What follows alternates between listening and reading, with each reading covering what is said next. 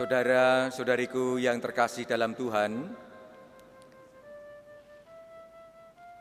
sebelum perpisahannya dengan para murid, sebagaimana kita dengarkan dalam bacaan Injil hari ini, Yesus menjanjikan untuk mengutus Roh Penghibur kepada para murid untuk menolong mereka semua. Dan pada hari Minggu yang lalu kita juga telah merenungkannya, bagaimana Yesus menjanjikan untuk mengutus Roh Penghibur atau Roh kebenar itu untuk menyertai dan menolong kita, murid-muridnya. Janji ini bukanlah janji yang kosong, bukan pengharapan yang sia-sia.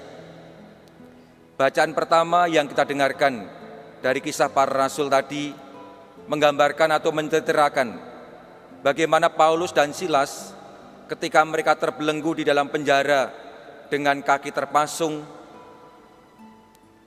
sungguh-sungguh mendapatkan pertolongan dari Roh Kudus yang menciptakan sebuah gempa bumi yang hebat sekali, sehingga belenggu mereka terlepaskan. Bahkan bukan hanya belenggu yang terlepaskan, bukan hanya kaki mereka yang menjadi bebas kembali, namun juga pintu-pintu penjara itu terbuka, sehingga sebenarnya mereka bisa melarikan diri atau pergi dari penjara itu. Dan ini merupakan pembebasan bagi mereka semua. Tidak hanya berhenti di sini karya Roh Kudus itu. Roh Kudus itu juga bekerja lebih lanjut dengan membebaskan dan menyelamatkan kepala penjara yang ketakutan, bahkan telah menghunus pedang untuk bunuh diri karena merasa gagal untuk menjagai Paulus dan Silas. Bahkan mereka semua, yakni kepala penjara dan keluarganya, terselamatkan tidak hanya dari hukuman dari pimpinannya, namun sekaligus juga terselamatkan secara rohani. Kepala penjara ini bersama keluarganya menjadi terbuka untuk kemudian percaya kepada Yesus dan minta untuk dibaptis. Ini semua terjadi karena karya Roh Kudus yang sangat luar biasa, yang mendampingi setiap manusia, setiap muridnya untuk senantiasa mengalami keselamatan. Saya sendiri mengalami bagaimana Roh Kudus itu tetap berkarya sampai sekarang ini di dalam kehidupan kita umat beriman, juga dalam kehidupan saya secara pribadi. Pemilihan dan penabisan saya sebagai uskup 3 tahun yang lalu bagi saya merupakan sesuatu yang sangat luar biasa. Dan ini tidak mungkin terjadi kalau bukan karena rahmat Allah atau karena karya Roh Kudus. Bayangkan saja, ini yang juga menjadi pertanyaan saya berkali-kali sampai detik sekarang ini. Kenapa saya yang seperti ini, yang penuh dengan kelemahan, penuh dengan kekurangan, kok dipilih untuk sebuah tanggung jawab yang besar ini? Secara ukuran manusiawi, tidak. Maka ini yang menimbulkan pertanyaan dalam diri saya. Mengapa saya?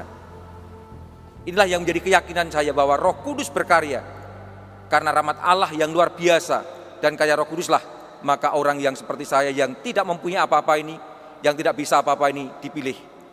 Karena keyakinan saya bahwa Tuhan akan berkarya melalui diri saya. Saya menyadari bahwa sakramen tabisan, baik imamat maupun episkopal, sungguh-sungguh merupakan rahmat Allah sendiri. Bukan karena jasa manusiawi saya, bukan karena prestasi saya, namun sungguh-sungguh karena rahmat Tuhan yang dicurahkan kepada kita.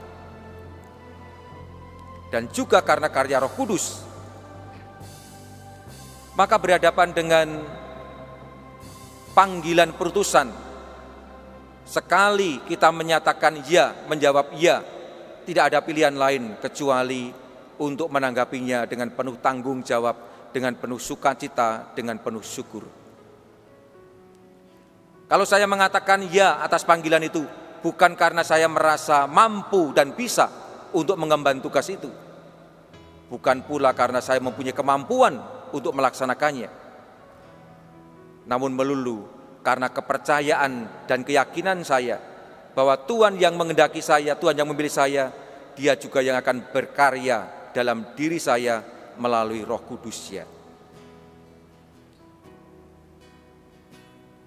Saya menyadari dan meyakini bahwa pelayanan penggembalaan yang terjadi selama ini di Keuskupan Agung Semarang, khususnya selama 3 tahun terakhir ini, itu semua tidak pernah terlepaskan dari karya Allah, dari rahmat Allah dan karya Roh Kudus.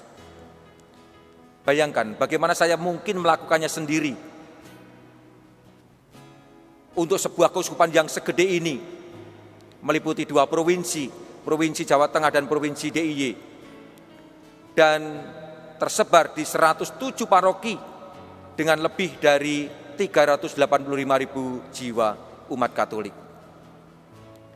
Enggak mungkin ini semua bisa saya lakukan sendiri tanpa karya Roh Kudus. Maka saya sampai sekarang ini berulang kali terkagum-kagum ketika melihat karya Roh itu dalam gereja kita, di keuskupan kita ini. Kok bisa ya?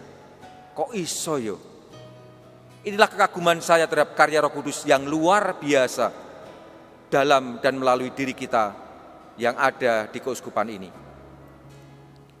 Kehadiran Roh Kudus, karya Roh Kudus juga muncul, juga hadir melalui kehadiran dan keterlibatan para romo, para biaran-biarawati dan seluruh umat yang ikut terlibat di dalam derap dinamika Keuskupan Agung Semarang ini. Pantaslah pada kesempatan ini kita akui dengan bangga bahwa Keuskupan Agung Semarang ini hidup dan berkembang seperti sekarang ini karena keterlibatan, karena kiprah para romo, para bruder, para suster, dan seluruh umat yang terlibat di dalamnya. Dan kiprahnya sungguh sangat luar biasa. Contoh yang paling konkret, paling sederhana yang kita alami hari-hari ini. Hanya berbekalkan surat edaran yang kita sampaikan melalui media sosial ke seluruh umat di Keuskupan Agung Semarang, maka serta-merta para romo, bruder, suster, dan seluruh umat bergerak bersama-sama untuk terlibat menghadapi pandemi COVID-19. Semua bergerak, semua terlibat. Dan ini semua menggambarkan betapa luar biasa keuskupan kita ini. Nampak kompak, nampak bersatu dan melakukan gerak bersama untuk menghadirkan gereja di tengah masyarakat. Ini semua tidak pernah terlepaskan dari karya Roh Kudus yang sungguh-sungguh kita rasakan dan kita alami. Maka saudara-saudariku yang terkasih, rahmat Allah dan karya Roh Kudus sungguh sangat luar biasa. Maka pantaslah kalau kita syukuri bersama dan kita mohon kepada Allah agar rahmat Allah semakin melimpah kepada kita, karya Roh Kudus semakin luar biasa untuk kita semua, sehingga gereja kita, khususnya Keuskupan Agung Semarang ini, menjadi semakin eksis, menjadi semakin dirasakan keberadaannya, karena sungguh-sungguh terlibat di dalam perutusan Yesus yang datang ke dunia ini untuk mencari dan menyelamatkan. Semoga melalui kehadiran kita dan keterlibatan kita di tengah masyarakat,